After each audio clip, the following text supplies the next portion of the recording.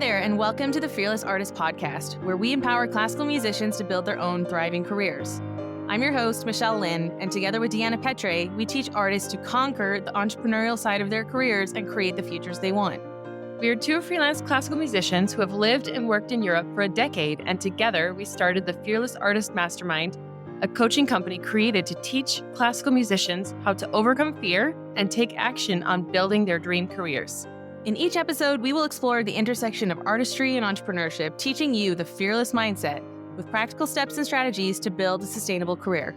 Get ready to build your own artistic brand, find a supportive community of musicians so that you don't have to figure out everything alone, and earn a living that you deserve. We believe that you can be a thriving artist and not a starving one, and we are redefining what it means to be a classical musician in the modern era.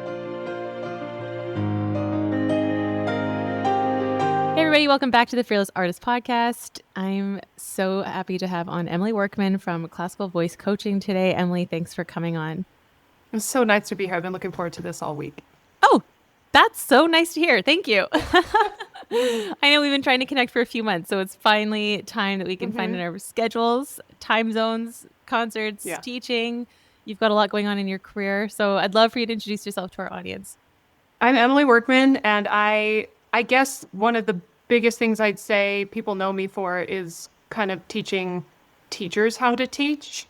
My messaging has kind of been a little bit mixed lately, but ultimately it's teaching teachers how to teach in a way that is more science focused.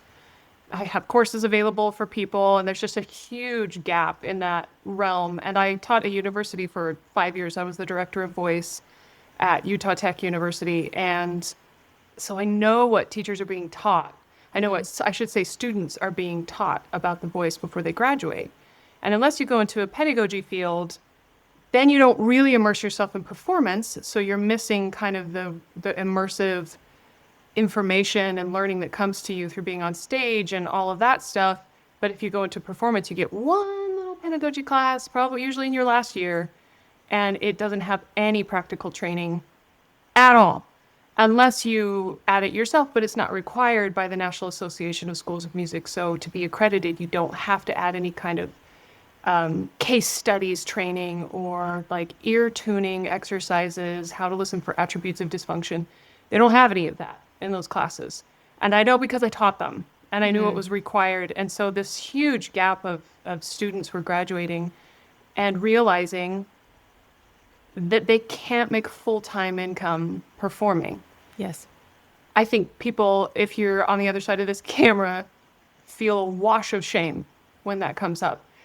You are in the 99 percentile. Like, this is normal for all of us, even myself.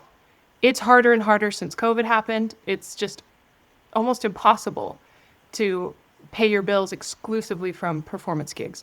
This is okay. This is normal. And so for me, I've had all of these vocalists turn to the thing that will give them the most flexibility so that they can audition and allow them to make some money, whether that's teaching online or teaching in a studio, which can be difficult to find. But, you know, these days everybody's teaching online and it's a very viable place to be. So, but they don't have the training and they're scared and they're like, I know how to teach, but what if I lose my credibility? What if I can't, like, I don't know how to talk about this. So I'm just going to say what everybody says. And it's just like a fast spiral into imposter syndrome and self-doubt. And it starts to color all your performances. And like, it's just not necessary because there's so many easy ways to train this and learn about the voice. And so I've spent a lot of time on the science side, spent some time researching with a local hospital around ways to identify dysfunction through different methods like ultrasound and things like that. So I'm very well versed in this type of thing. I've been doing it for decades at this point. So I just wanted to kind of bridge that gap. And that's, I guess, what people know me most for. But I went to Yale, got my master's in performance, performed for the last decade. So I spent some time in those realms and am well connected there. And that's wonderful because then I can get real honest feedback from people at the very top. People usually come to me. I always say that I'm the teacher that people cheat on with their other teachers because they come to me with problems and they love their teachers. They don't want to leave them, but they have a problem they can't figure out. And they start looking for a little bit of a different kind of help. And so we meet, and then they're like, oh my gosh, this changed my life. And then they post something successful online, and it's like, you figured it out. And they're like, I know, but they can't, like, Oh, that's funny. they don't want their teachers to know that Right. they met with me or they meet with me. And so it's kind of a weird situation that I'm in because vocal rehabilitation is kind of my specialty. So. And also very humble of you to not jump in and be like, excuse me, like we did this together. Oh, I get frustrated. I definitely do, because social proof is the most important part of marketing. Right. And if you don't have it, it can be frustrating. But word of mouth, you don't need social proof if you've got word of mouth. You want to help people so much that they go tell their friends. Absolutely. And if that's the case, you don't need to put it on your website. So I do okay. I do all right. Yeah, good for you. And thank you for just giving everybody a sigh of relief listening that portfolio careers are completely normal. There's no shame in that. Already so much of the language that you're using resonates deeply with me because the Fearless Artist is very much a no shame culture that we've built. Deanna studied at Juilliard, and she's got her stories. And luckily I was at a very open, kind space at the University of Montreal.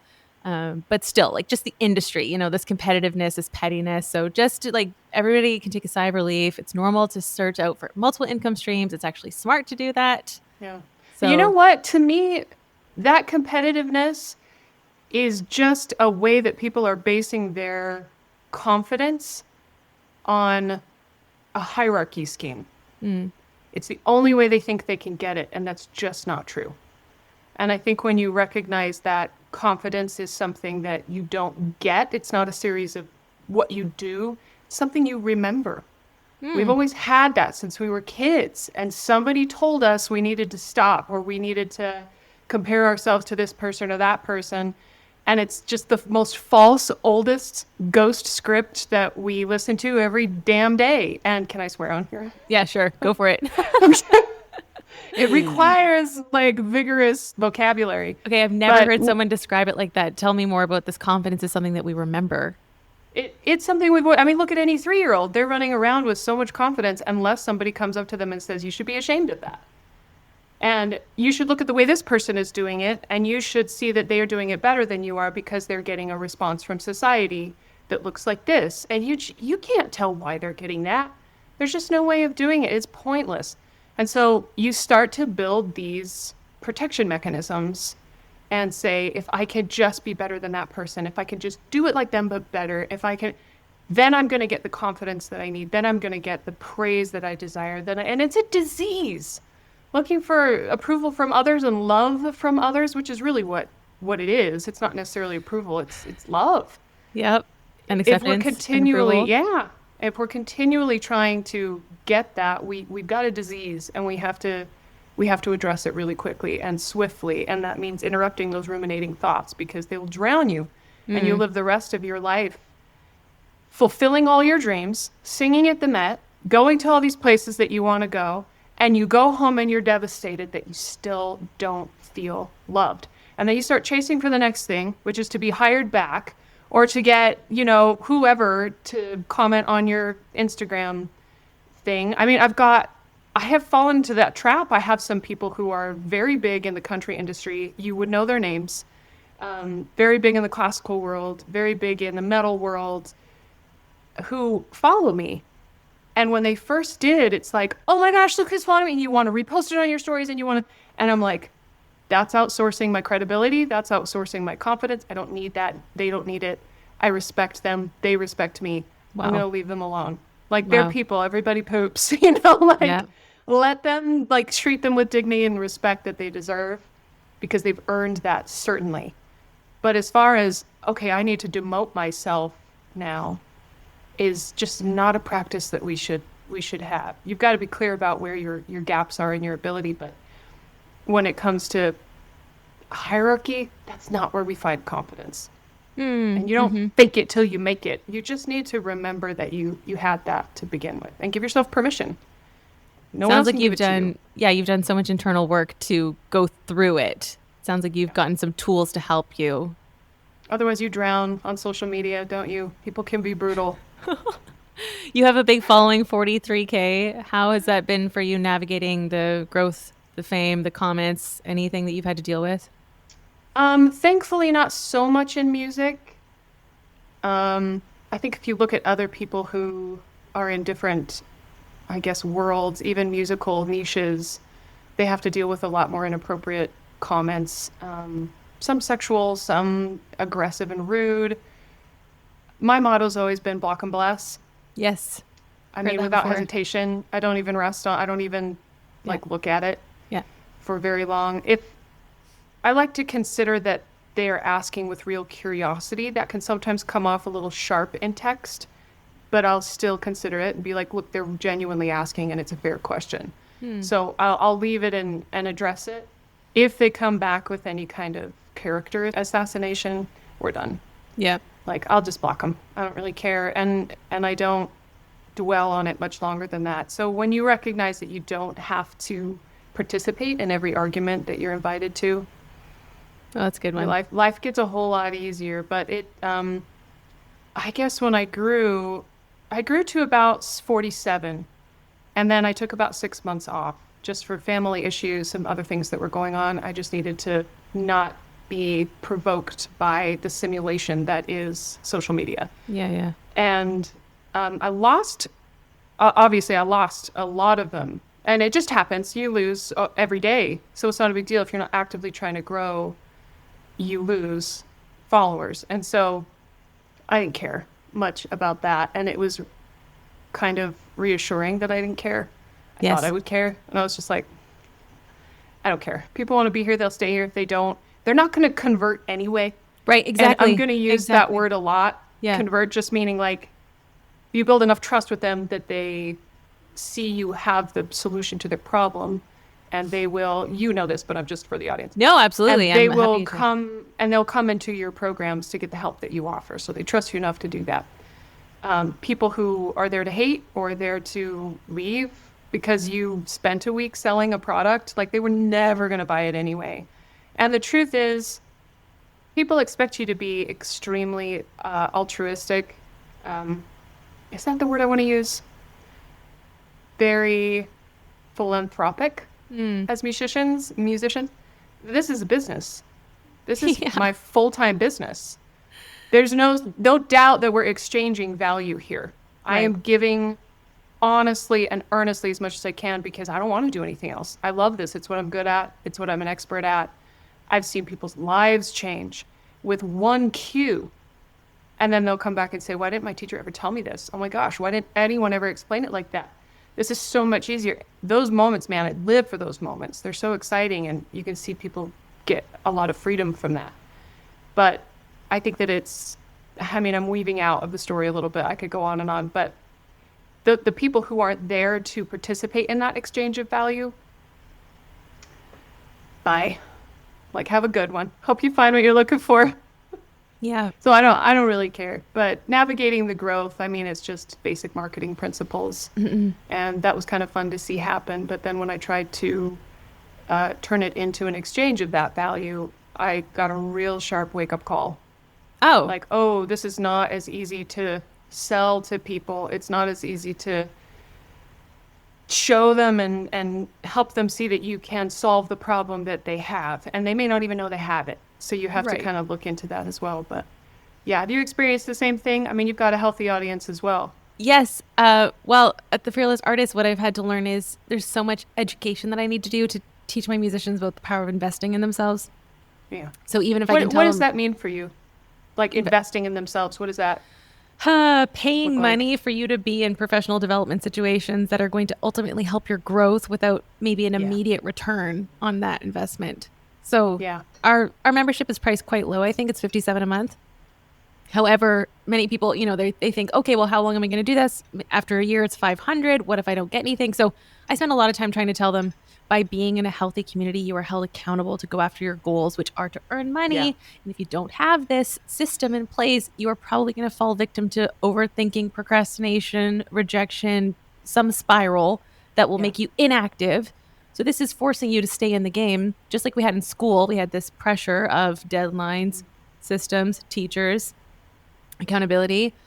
So some of them get it, some of them don't. And I've learned to let go and just keep giving content. The podcast is obviously free value for everyone. Yeah. And then people realize like, oh, I need more of this. And then the ones who realize they want tailored career development strategy, that's what we have the mastermind for, which is a much higher price point. But I understand that that's going to be the very, highest percentage of my audience. Yeah.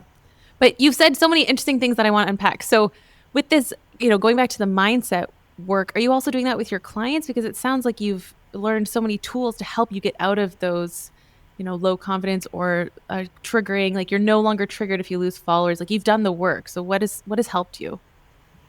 Do I do that with my clients?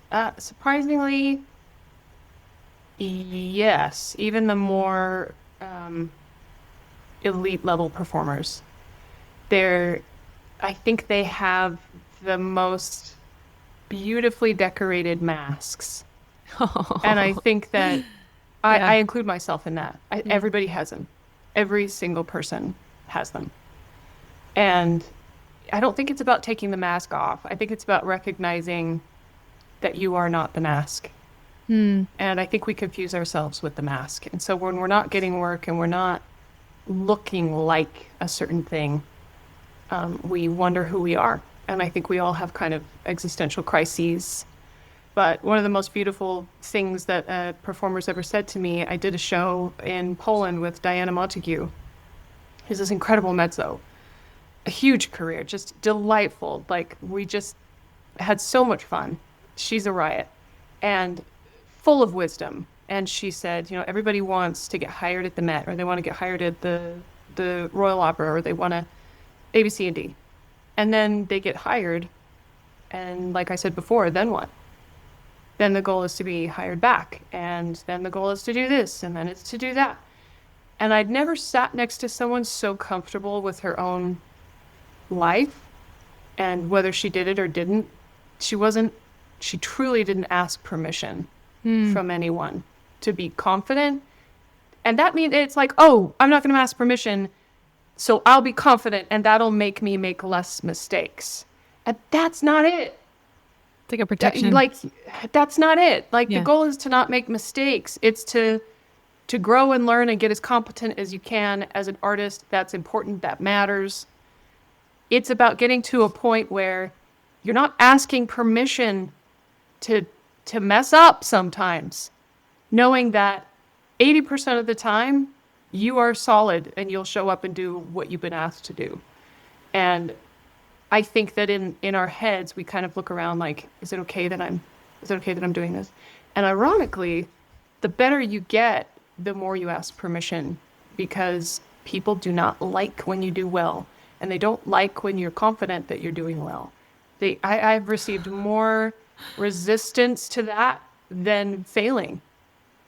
People are very happy. Because if you fail, then you're on everybody's level because everyone's struggling. But if you rise, then it triggers everybody. Because we're like, wait, what? You could be successful? What if I didn't put in the work? What if I missed it? Yeah. Or like, what if you're judging me for not doing this? Or it comes back to that hierarchy thing. Yes. I'm basing my level of confidence on whether or not I feel above or below you. And the minute that starts to change, people get real frosty. They just get really snarky. Those dynamics change. I've experienced it myself. And I'm like, this is the stuff you read about in books. It's the stuff you see in movies. Like, this is actually happening? What? Or they feel conflicted in that. It's like the fact that my success makes you feel conflicted at all is troubling. Right. And that makes me feel like if I'm not doing well, you don't feel conflict at all, which is also troubling. Well, you're making them comfortable. It's like ultimately, I can't think about them. Or I'm not going to do well. And so if I think I'm going to do well, you're afraid someone's going to come up to you and be like, how dare you think that? You're not humble. For people who were raised in maybe a little bit more controlling religions, I certainly was. I won't get into that, but there is this element of that's pride. If confidence equals pride, you're actually more acceptable and righteous if you doubt yourself. If you don't do too much, if you're not too big, if you're not, we just can't do that.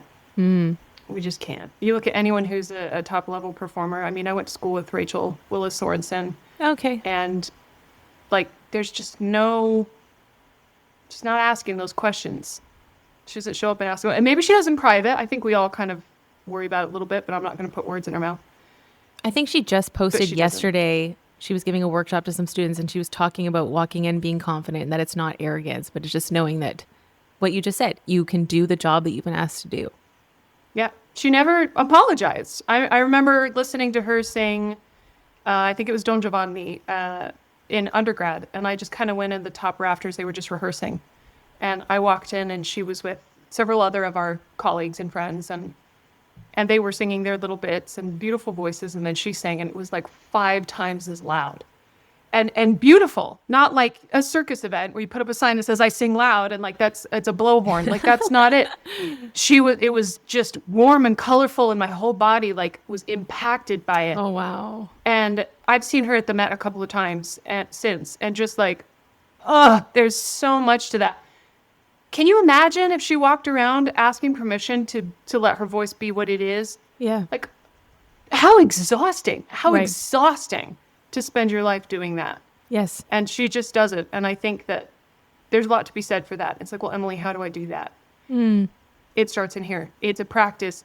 Remember that the thoughts that are coming into your head are what's comfortable. It's a habit. It's not necessarily what's right. We don't always do what is right. We do what's familiar. Mm-hmm. And so if you have a script that's running that's familiar, I set an alarm on my phone. Every 20 minutes, it goes off so that I can check what I'm thinking about. No way. I just read this yesterday in Hyperfocus. I don't know if you've read this book, but he says an hourly to ask yourself, what is your attention on? It's the same concept. Where is it? Mm-hmm. And a lot of times it's on this stuff. And I say this because I have had to work so hard to get it out of my head. It's rampant and it suffocates creativity. It's the stuff that makes you wake up and go, today's going to be a bad day because I'm not this and I'm not that and that person's doing that. Suddenly you're on social media and you're looking at, well, that person was in Rolling Stone magazine and that person was in Opera News and that I'm never going to get, like, it's just, shut up, get out. I can't. Yes. I can't live like that. Yes. Even if I believe it, and there are parts of my body that like crumple inside because I believe it sometimes. Mm-hmm. And it's like, oh, angel baby, like why? You're imperfect, they're imperfect. And I think that understanding, not that people are imperfect, because that shouldn't make us feel better. Oh, yay, they're not perfect. Good. Well, then it's coming back to what we were saying. We don't want other people to feel around us when we succeed. It's the understanding that everyone is suffering. And everyone is insecure. This is not up for debate. This is fact. Everyone. Every person you've seen at the top, at the bottom, in the middle, everyone who's got the clothes, the bag, the voice you think is impenetrable in terms of fault, everyone is suffering. I mean, I've got massive burdens on my mind right now, and this last week has been difficult. My family's never going to be the same, and I'll probably not really ever be able to talk about it openly. But as I walk around the store or I drive around, I'm like, I'm carrying this and no one has any idea. What are they carrying? You know, like, when Rachel did her debut of Le Nozze di Figaro, she was pregnant and no one knew. She hadn't announced it yet. So I was with her teacher and my teacher also. And he was like, nobody knows. And if she'd had a horrible performance, which she did not, it was incredible. It could have been for a number of reasons, and people would be like, well, she's losing her touch, or oh, she's blah, blah, blah, blah. Like, you just can't.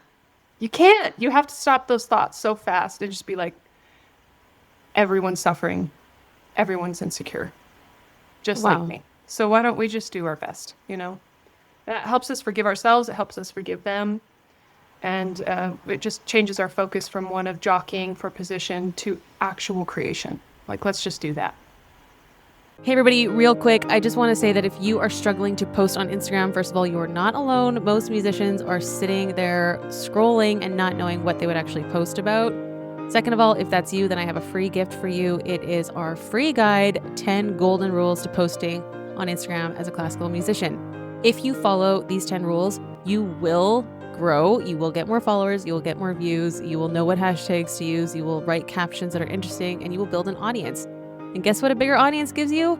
more concerts. That's right, everybody. So all you need to do is DM us on Instagram at the Fearless Artist Mastermind. Just write golden and we will send you our free guide. Hope you love it, and thanks for listening.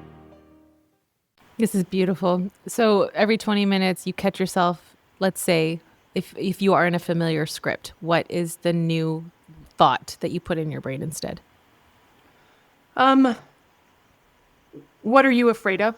That's usually the question I ask. Why are you doing this? What are you afraid of? And it's usually that I have no significance in the world, that I'm not accepted by the group I want to be accepted by, which is musicians. Right. Or that somebody disapproves of me or doesn't like me. It's usually one of those three things. And it's hard to admit because I'm kind of a, science-based, like, fact, like, let's get into the bullet points of all of these things. Let's look at the foundational root of all of because I don't like being,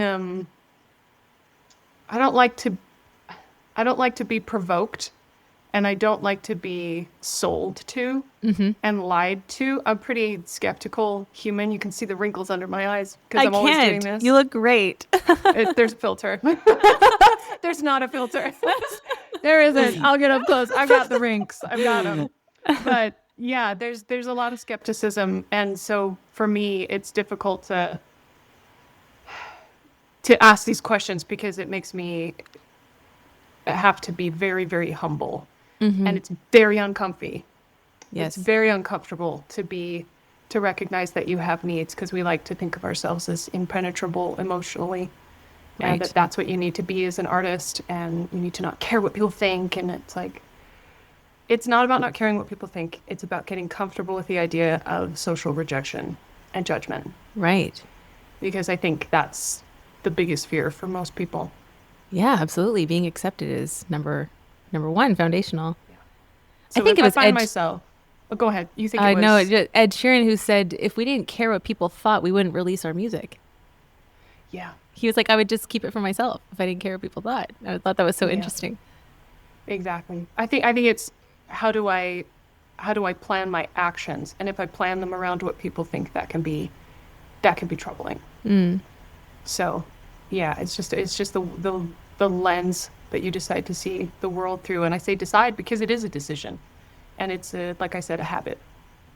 I've not always been good at it. I've had stints in my life, 6 months or so, especially the last up until maybe 3 months ago or so. The last 6 months were like just letting these old scripts of negativity and self-pity and, just run rampant. And every day was like, oh my gosh, life is awful. I don't really want to do anything. Like, I don't want to be a part of this anymore. And when I kind of woke up to that, I was like, oh, again, angel baby. Like, what are you so scared of? What are you afraid of? What need is not being fulfilled here? Like, what shame are you trying to hide? And I think we all try to hide shame. I think that's what the masks are. Right. Hiding shame. Of course. Especially when artists are supposed to be, well, we are these public figures. I think that's where it really gets disorienting because everyone's seeing. And as much as we try to be authentic, I find your content very authentic. I try to be. Yeah. And for me personally, like after years of being triggered, I just learned to kind of unfollow all the people that I could catch this fakeness coming from. Because I'm like, I'm comparing myself to this. I don't even know if this is real. And then you meet them in person and you're like, yeah, this is not genuine. I don't, My thought for you is, has your inner circle changed now that you've learned, like, okay, my success makes certain people uncomfortable, or you sound to me like someone who's continually looking for that next level. So have you anchored yourself around key people in your life to center that? I'm not yeah. I know this is going to sound really egotistical, but it isn't meant to be. Myself. I think we dismiss that relationship with ourselves. I don't think that means we don't need social connection. I certainly have that. My family, people who I know I can trust with good news. I know I can trust with the worst of me.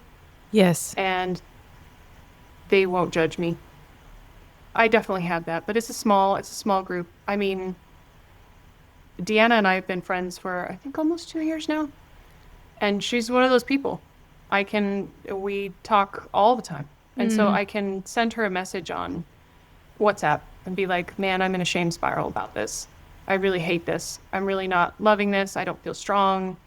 And she gets it. And she will hold that and not look at me like, well, I'm only friends with people who are really successful, like, or like just seem to be really successful. I'm not interested in those relationships. Yeah. And I don't think she is either. So anyone who is like that in my life it's really important. And I think, like, I've called social media a simulation before, and I'm glad that you feel my content is authentic, because to me, authenticity is a combination of vulnerability and honesty. And I don't know that it's always been trends. Like, what's authentic about a trend? Let's not like mince words. There's nothing authentic about a trend. It's a way of popularizing and dispensing information in a certain way that people are like seeing as funny or interesting, but that's not authentic. If I were authentic, I'd just sit down and talk like this. Yeah. Like, lecturing like I used to do at school all the time, and with a certain outcome in mind, of course, so I don't waste people's time. But I think anchoring into those few people who can see me and not judge me. Yes. I think that's the most important thing. I mean, mine is Deanna too. So my Deanna, she can hold space for all my shame spirals. I was with her last week in Minnesota, and flying back over to Europe is always very emotional for me, going back between these two lives. Yeah. Do you find a cognitive dissonance there where you're kind of swapping out versions of yourself? Well, it's been like so long now that I've been abroad, 12 years, that in the beginning, I'm sure I felt like, I remember feeling like I needed to go home and prove myself. Like I needed to give enough reasons for me to be here in Europe. Like, look, I'm doing enough cool things that it's worthy of me being so far away. Now I don't have that anymore per se, but just the big question of like, where should I be? Where's the most impactful place I could live? I'm in a smaller city right now, but I do travel a lot. But then the big question of like, oh, should I move? Am I missing out? Am I, my network? And so I think most of the time I have peace with it, but then sometimes somebody makes a little comment like, are you sure? And it's like that little snake in your mind, and you're like, I don't know if I'm sure. And then I fly there and you see what life would be like over there. And you're like, well, maybe I should be here. And so it's just, but I don't know. It makes me crazy. I'm learning to kind of just take it. I think I've zoomed in a lot now. It's like today, what do I need to do today? Because I can't think 3 months, 6 months, 5 years anymore. It's going crazy. Yeah, it's so true. What do I need to do today? And I think that another element of confidence is exactly what you just said. And it's not, what does the me today need? It's, what does the me tomorrow need? Mm-hmm. And I heard somebody say that that's all that discipline is. It is putting the needs of your future self ahead of your present self. That's so good. And it's so stinking true. So that you can look back with gratitude instead of resentment and anger at your past self, So it's like, what does my future self need today? I have sometimes put, those aging apps that you can age yourself. I was horrified. I couldn't look. Horrifying. I couldn't look. Pretty tough. I was like, do I need to do Botox? Everybody ages. Everybody. Like, no, I don't care who they are. Everyone gets older, and I'm settling with that more and more as 40 approaches. Oh, you do not look 40. That's for sure. Oh, it's coming. We're 6 months away. I'm in my 40th year. I'm actually really excited about it. I think the 40s are going to be very interesting. I believe you. But I would do that aging app and then take a screenshot and put her on my lock screen. Because she's the one who needs present me to do the right things more than anybody. Oof. So it's like, what do I need to do for her today? It's like, well, she needs to like be walking at 80. She needs to be, hopefully not dealing with this issue and that issue. So I'm going to get my protein. I'm going to go to bed at a reasonable time. I'm going to make sure that it's like 115 degrees here. So I'll go to like a big grocery store and just like lap it a couple times and then go up and down the aisles just so that I can walk every steps day. In. Good for you. Do I want to? No, I don't. Yeah. I don't want to do it. I want to sit down and drink Diet Dr. Pepper and watch some Amazon show. You can't do that. You can't do that. My tomorrow self would be so mad. She'd be like, look at this mess you left for us. You know, and I think it's the same with singing. I think it's the same with practice. Yes, I was thinking Practice is like, sure. yeah, it's like I've got to keep up these skills and I have to practice the mental. I love what you said about your program, where that accountability, because when you go and do a high pressure program like my master's at Yale, I didn't have time to doubt myself. And that was the most I did. Like that would come in and then I was like, I really don't have time for you. Like I have to do it. So what do I need to think in my brain to get me in a positive place? And I remember our teacher talked to one of my colleagues, and I was in their lesson at the time, and she said, are you ready to do your memorization like run? We had like 2 weeks to learn our entire recital repertoire. Like they loved to put really short timelines on massive amount of rep to learn as a practice so that we could kind of fill in if a job ever came up. So she said, are you prepared to learn all of this in 2 weeks? And she was like, well, I don't know if I can. And she said, it doesn't matter if you can or you can't, you must. And I was like, that's so true. And I hate everything about it, but also it's so true. And so if it's not a question of I can or can't, and I have to, what steps do I need to take to make that happen? Yeah. But you start asking different questions instead of, how do I wiggle out of this? How do I do the least amount possible? Maybe I can come up with excuses so that people won't expect as much of me, or so that they will give me a pass. And then we go into this really sad, pity state of thinking, which is no one knows what I'm going through. No one will ever understand me. I've been through so much. Like no one knows the load I carry. And it's you can't solve a problem when the problem is the point. You know? And so I think when we get into that as musicians, we're stuck forever.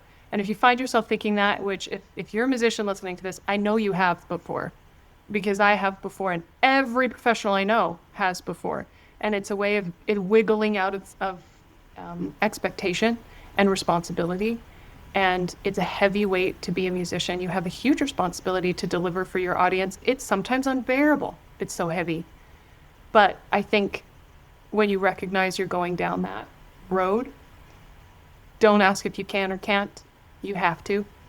So now we start asking the right questions. Well, what are the outcomes I need? How can I sort of reverse engineer where to start to make sure I meet them reasonably? And then implement a delusional amount of self-forgiveness. There's no other way. Tell me about self-forgiveness and how it's impacted you.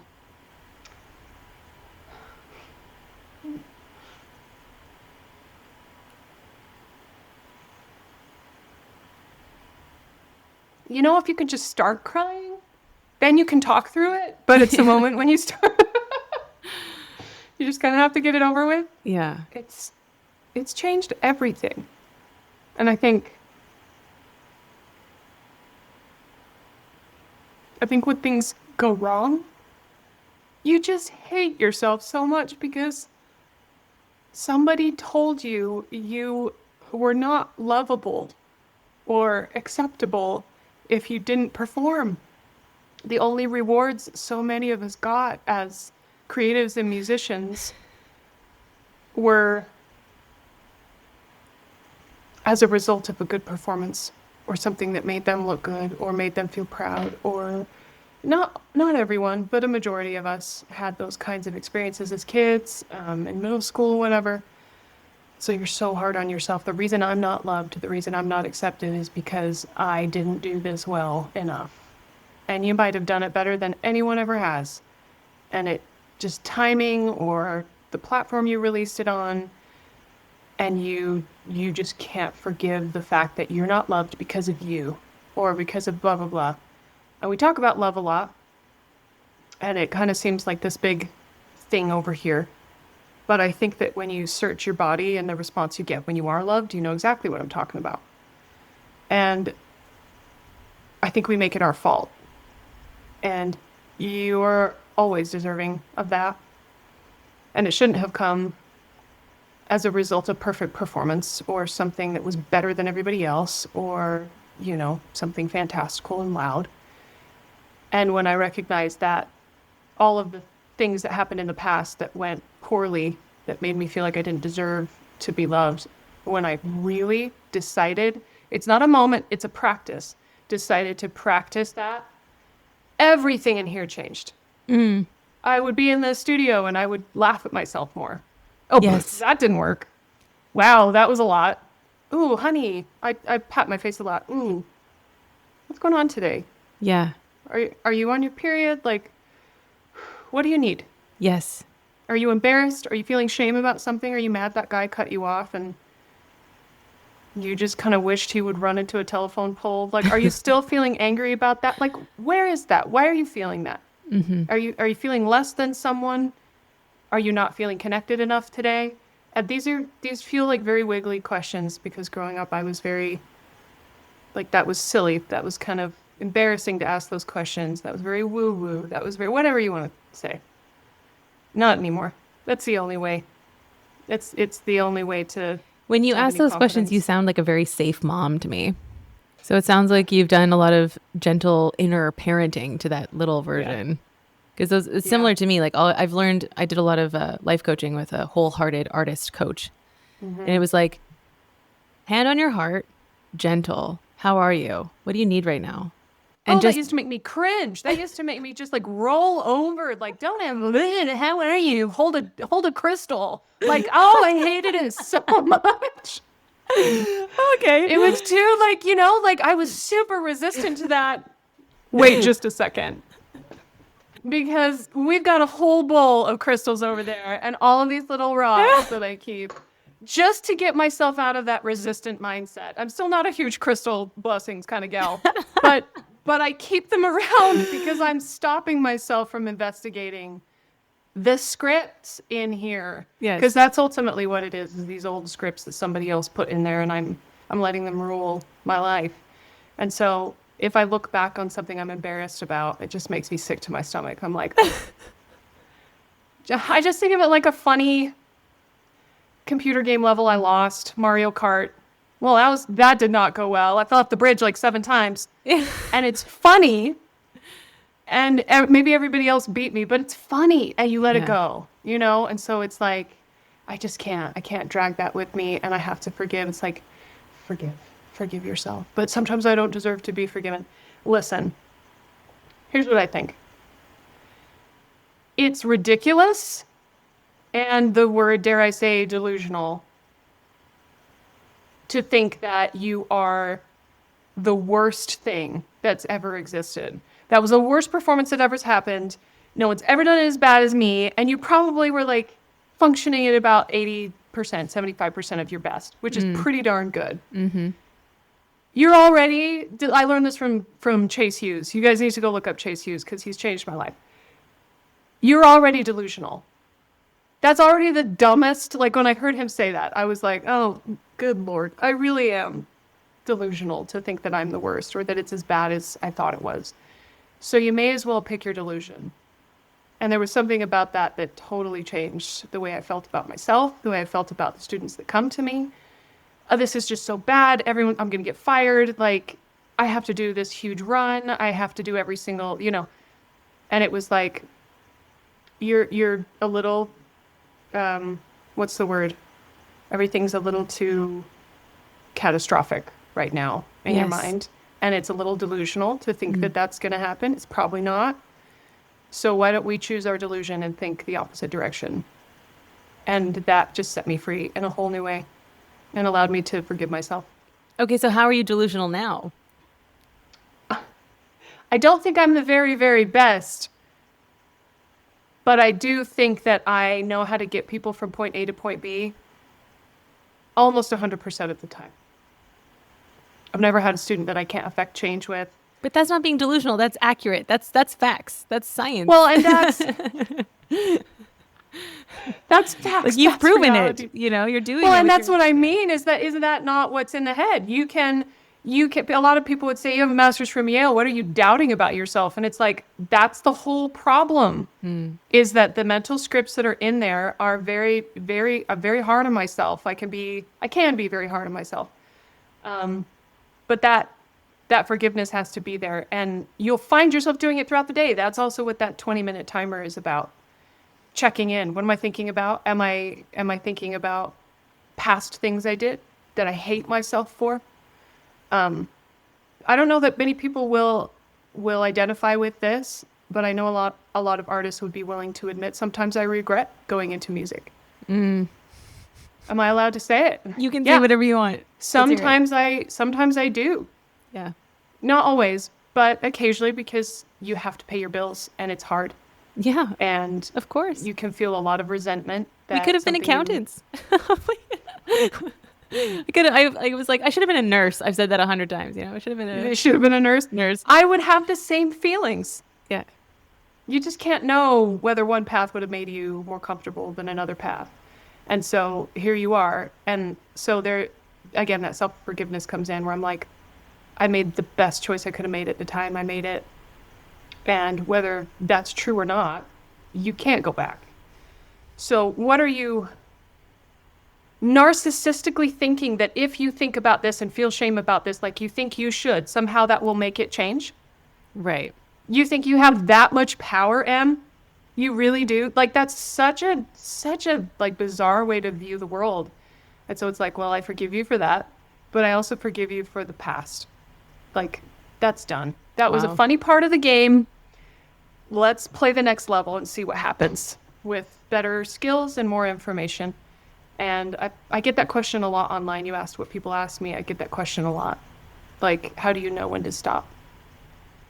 When you can't pay your bills. Like, it's as simple as that. But when are you stopping? Making music? If you're a musician, if you're someone who loves making music, never. Not ever. What are you even talking about? Right. Not ever. Once a musician, always a musician. Geez, yeah, but you may have to go do something that is not what you envisioned a successful musician to be. Yeah. And if shame just flooded your body at the idea of that, welcome to the club. We've all felt it. There's just, you got to pay your bills. You have a responsibility to do that. No one's going to shame you. Like, I have a friend who cleans headlights for a living, and he plays bass around the country. Like, nobody cares. Nobody's thinking about you that long. And if they do, it's for a moment. I mean, think about the biggest, Michael Jackson, he passes away. How long did you think about that? How many times a day do you think about him? Right. He's like one of the biggest names in music. We just don't. Right. So go make your money. Go do what you need to do to enjoy music and do it the way that you think it should be done. And I think we get trapped in this idea of we can't let anyone know that we're music educators because that means we're not performers, and everyone will know, and then they won't hire us to be performers. So we have to secretly not make money, right? Not market ourselves so that we can actually live a comfortable life. I will not sacrifice the beauty of my life to music. I just don't think that's fair, because I really matter and you really matter. And like, beyond this, if music went away forever, you're still a soul. You're still an important person. And I just think we get way too attached to what it should look like. And for good reason. I think they've done a good job of keeping us very trapped in this one way of doing it, because it makes life easier for them. But the jig is up. Social media is here. The middleman, we do not have to ask their permission anymore. We don't have to sit in front of a panel and ask their permission to sing for our audience. I've had more people hear my voice through my social media than in any hall I've ever sung in. Wow. And it's not quite the same. Obviously, that collaborative, performative journey is really fun and important and beautiful, and there's nothing like it. But that middleman, he's just not there anymore. The world is yours. Like, go get it. Give yourself. This is so empowering. I love this. Thank you. Thank you for being so open and honest and vulnerable and saying what so many of us are thinking. And I just wanted to add to what you said. We don't want to share that we're teaching because it shows that we're not making all our money performing. The only people who actually know the depth of that niche is our colleagues. So, well, and look at any professional performer, they all end up teaching anyway. Probably, yes. And also because they want to. It's leaving a legacy. Yeah. It's continuing on the tradition. I mean, what are you doing with all of your clients? You're helping them unlock their voice. You're impacting thousands. Yeah. Also with your Instagram, I mean, it's about the impact that we're having. Right. Yeah. And I mean, everybody teaches, or they do master classes, or even those in the prime of their career right now. I just don't know why they're so separate. And I think they should. I think it's a responsibility to continue on the traditions. I mean, especially with a number of great pianists passing away recently, it's kind of like thrown me. I'm like, well, we got to make sure that the technique is being passed down, the interpretation, the how we approach the instrument, the method. I mean, who's going to carry this on? We have to make sure that the lineage is there. That they have to teach us. They have to teach. Why? I mean, well, you can cut this out if you want to, but why is that such an important? I mean, I can see it in your face that that's a really important maybe value that you have even. Where did that come from, do you think? I mean, the strong tradition of how we interpret, how we approach the score, how we, it can't just be whatever. It has to be with intention, integrity, understanding, style. And so working with different teachers, you get different interpretations or understandings of the music. I mean, even my technique foundation is so excellent because of my pedagogy lineage I came from. I can trace back my teachers and I know where it came from. And so then when you see someone else who has tendinitis or can't do their octaves or something, and you think if they'd had my training, they wouldn't have these problems. And so just keeping that consistency, excellence in our art, the craft, right? It's like passing on any other craft. Yeah. I think discipleship almost, like we're forming disciples of our craft. And so when you have a good teacher, a good pedagogy, then the music, the integrity, the excellence, the interpretation. Yeah. Because I even have a colleague right now, they'll post on Instagram and they'll be like, oh, I just play it how I feel it. It's like, well, actually that's disrespectful. It's disrespectful to the art form. It's disrespectful to the composer. It's disrespectful to the score. And you can tell me all you want to, but you want to feel your emotions through your music. That's fine. But you can't play Chopin however you want with whatever extra notes you want and say that it's okay, because then what? We're diluting this art form and there's a standard. I had an acting coach who said, well, you can move however you feel like moving, but what if how you move looks stupid? And I was like, fair, like, okay. Like, you're not always super aware of your own like movements and intention. And I had a German professor tell me, you play with your mouth open, you need friends. I was like, thank you for telling me that. I will close my mouth when I play. If you play with your mouth open, you need friends. To tell you this. That's what he was saying. You need friends to tell you this. Are you aware that you have your mouth hanging open? I'm like, I'm trying to be emotional. It's so true. One of my weightlifting trainers, she was a ballet dancer with American Ballet Theater for a long time. It's probably been a decade and a half since she did that. But she's just super strong. She owns a gym. Like, she's it. And every time she does a hard lift, because she practiced this face when she's in pain, it's this beautiful ballet, like, effort face. Oh. So every time she's doing this hard lift, she'll have, like, a big squat with this big barbell on her back, and she'll, like, go deep into a squat, and her face is like, it's the most beautiful stoic squat face I've ever seen. I was like, somebody trained you, didn't they? Like, it's so important. It's interesting because I kind of dip into every genre, and those restrictions are not as important there. And you see it coming out in a really positive way in some cases. And so I think in classical music, I agree with you when it comes to like the experimentation. I think interesting things can happen when we do follow our instincts. But I think there's a respect and an integrity that you have to, if you're going to be a musician, you have to at least know. Right. And then you can, what rules you're breaking. You can make some, if only to just like be able to appreciate. It's like you can love the music you love, but if I'm going to be a qualified teacher of integrity, I have to be able to appreciate the music I don't like. Can I do that? Mm-hmm. Can I listen to a Schoenberg and not be like, ugh? Right. And yes, but I can also go, ugh, at the same time. 'Cause I don't love all of his stuff. Yeah. I mean, there's some operas I would never want to hear again. No thanks. Like, there are a lot of them, actually, I don't care for.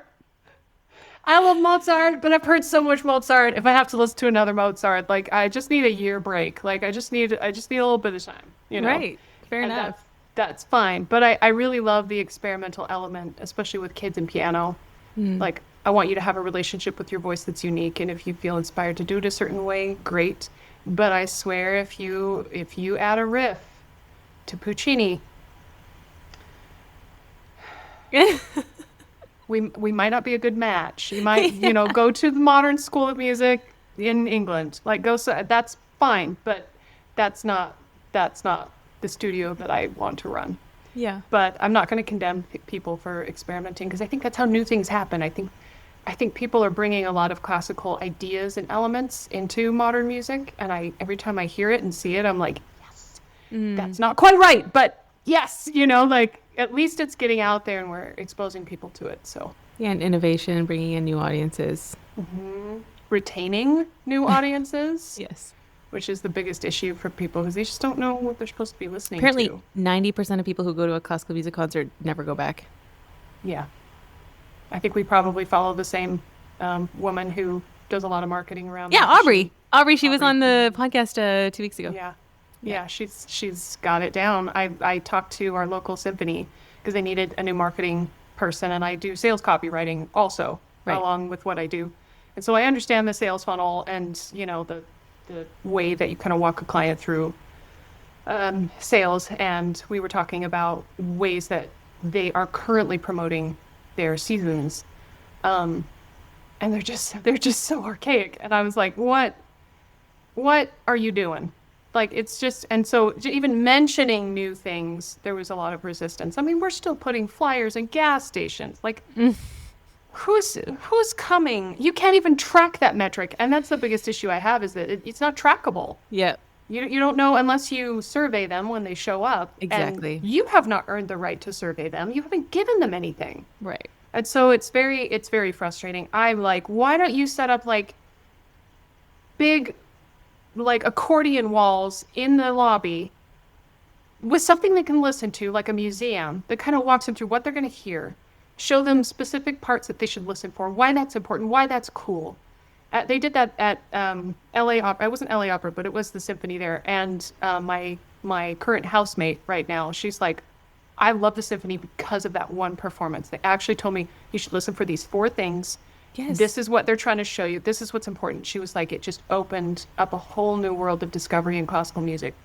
And she loves going now. And she goes frequently when something's available. But they just don't know what they're like. Tell me how I'm supposed to feel about this. I don't know. I mean, when I go to the museum, I get the audio guide because I don't know what to look for unless you tell me this symbol, this color, this pose. I'm like, okay, thank you for explaining it to me. We're supposed to educate our audiences. Yeah, and I think that people are willing to be respectful of the applause, no applause in jazz concerts and classical. Like, everyone's got a different expectation, and I think that's okay, as long as you tell them why that tradition started. Did it always used to be that way? Like invent some funny script you can talk about. Practice together as an audience so they don't feel stupid when they, clap in the middle of it. Nobody likes that. You'll lose their trust. You'll lose their love of the event. They'll have a sour feeling in their stomach the rest of their lives toward classical music. And I just think we're doing a poor job. It's almost like we don't want people to come into our theaters. Oh, because we're elite. We have to, how can we welcome people in if we want to stay elite, right? Well, your elite will self-fulfilling prophecy. I know. No, but Aubrey is the one who mentioned the shaming. The people don't come back because they feel shamed at a concert. If they don't know what to say, they don't know where to sit, they don't know when they can clap, they can't bring a drink, they can't talk, they can't go on their phone. They get escorted out and I'm just like, what? Why do you think they don't want to come? Yeah. I honestly, I don't love the idea of having a lot of phones in the audience. I think, especially during moments that are really, like, don't clap during one of the last arias in Tosca, please. Like, those emotional arias that the tenor sings, like, oh, I really don't want the distraction of a phone. So what if we had like prompts on the side of the stage that said no phones during this song or no blah, blah, blah. Like, so we could help them enjoy and be physically involved in appropriate times, but not feel stupid if they want to do it. Like, we could do so much. Yeah. And we just don't. I think that we're afraid of people who have money because they're the ones that donate and expect to be given, have their rules obeyed. Do you know what I mean? Yep. Yeah. We didn't even touch half of what I wanted to talk to you about marketing, so I think I have to have you back. We talked just about marketing because it's so life-changing, man. I made more how you've been selling your course. than I did at university on a tenure track position. Like, with half as much work. It was still a lot of work. But it set me free. It's just I don't love it all the time. I've had to set some real boundaries there because it can just suffocate you. But it's definitely something that people don't take advantage of as much because they have to get comfortable with social judgment. The possibility of it is always there and it's never going away. And if you can get over that and deal with it every day, get your mental scripts together, it'll set you free in a big way. It's so powerful. We love to finish every episode with an action point. I mean, we've touched on so many things today. I'm going to listen to this episode on repeat. It's been so helpful for me. What would your action point be for everyone listening? Well, something practical, physical, set a timer.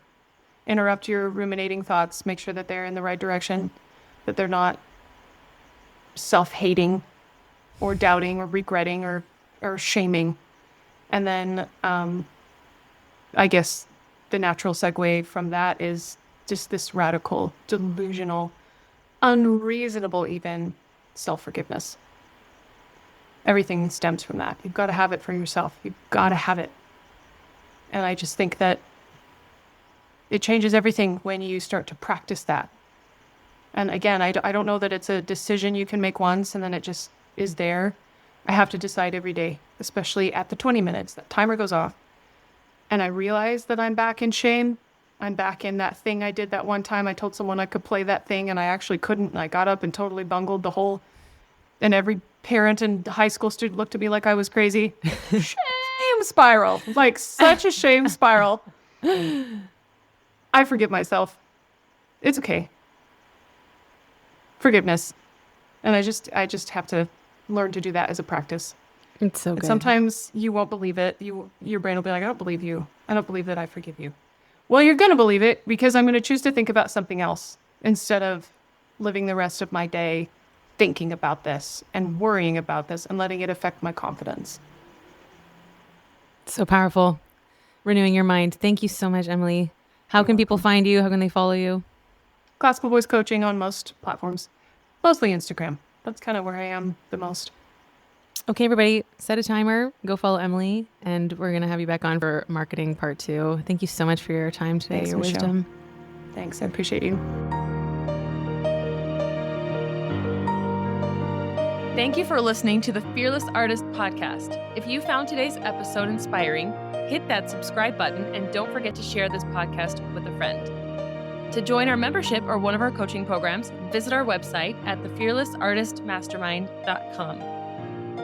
This episode was produced by Pokey Huang at phMediaStudios in New York City. We're Deanna and Michelle, encouraging you to create your own opportunities and to go after what you want. You have what it takes to build the career of your dreams. Until next time, be fearless.